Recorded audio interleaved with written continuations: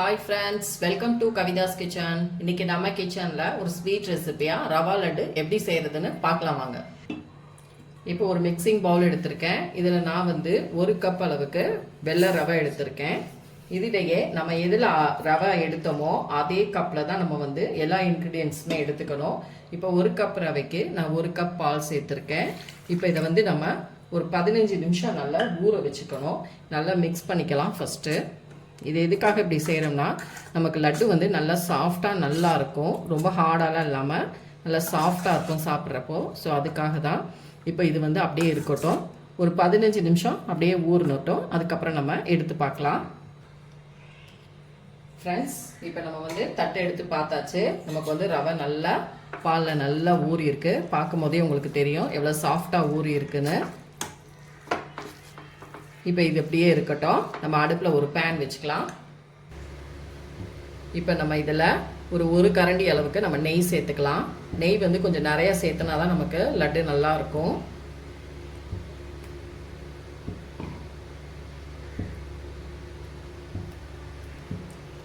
இப்போ இந்த நெய்யில் நமக்கு எவ்வளோ அந்த ரவா லட்டுக்கு தேவையான அளவு முந்திரி பருப்பு மற்றும் உலர் திராட்சை சேர்த்துட்டு லைட்டாக நம்ம ரோஸ்ட் பண்ணிக்கலாம்.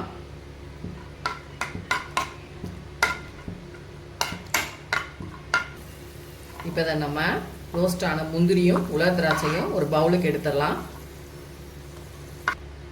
இப்போ நம்ம பாலில் ஊற வச்ச ரவையை இந்த நெய்யில் சேர்த்துக்கலாம்.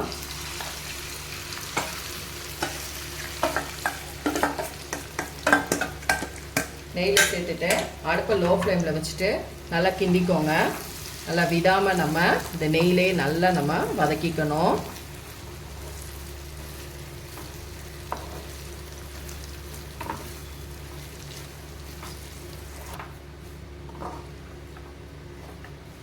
கைவிடாமல் அப்படியே நல்லா நம்ம அந்த நெய்யிலேயே ரவையை நல்லா வறுத்துக்கணும். இப்படி அடுப்பை மட்டும் நல்லா லோ ஃப்ளேமில் வச்சுட்டு நீங்கள் செய்யுங்க.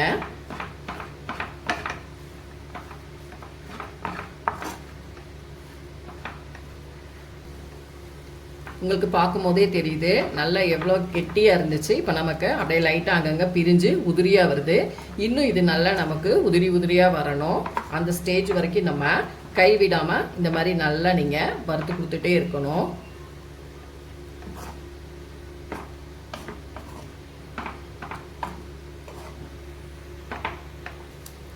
இப்போ பாருங்கள், உங்களுக்கு பார்க்கும் போதே தெரியும் நல்லா எவ்வளோ உதிரி உதிரியாக வந்திருக்குன்னு. இப்படி நீங்கள் கரண்டியில் எடுத்து இப்படி நீங்கள் உதிர்த்து விட்டிங்கன்னா நல்லா உதிரியாக நமக்கு வரணும். இப்போ நான் ஸ்டவ்வை ஆஃப் பண்ணிட்டேன். ஸ்டவ்வை ஆஃப் பண்ணிவிட்டு இது கொஞ்சம் நல்லா ஆறணும். அதுக்கப்புறம் தான் நம்ம சுகர் பவுடர்லாம் சேர்க்கணும். கொஞ்சம் இது கை பொறுக்கிற அளவுக்கு நமக்கு அந்த அளவுக்கு நமக்கு ஹீட் வந்ததுக்கப்புறம் மற்ற இன்க்ரீடியன்ஸ்லாம் நம்ம சேர்த்துக்கிறலாம்.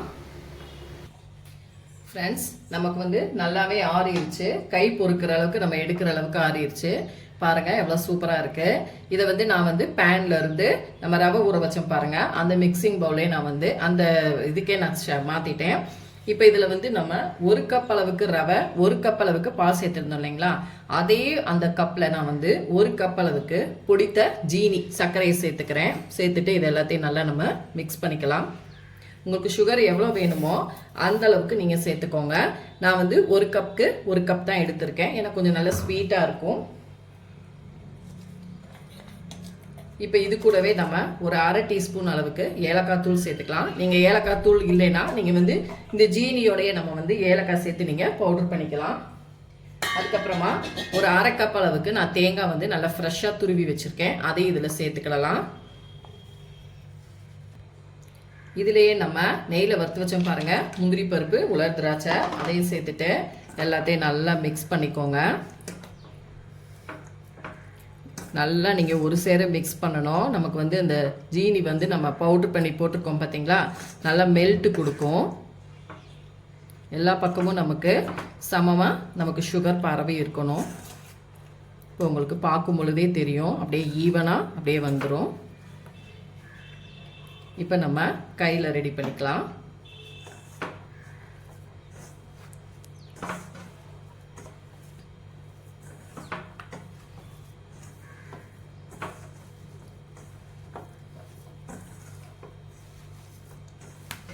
அவ்வளோதான், நமக்கு இப்போ எல்லாமே ஒன்றா வந்துருச்சு அந்த சுகரோட.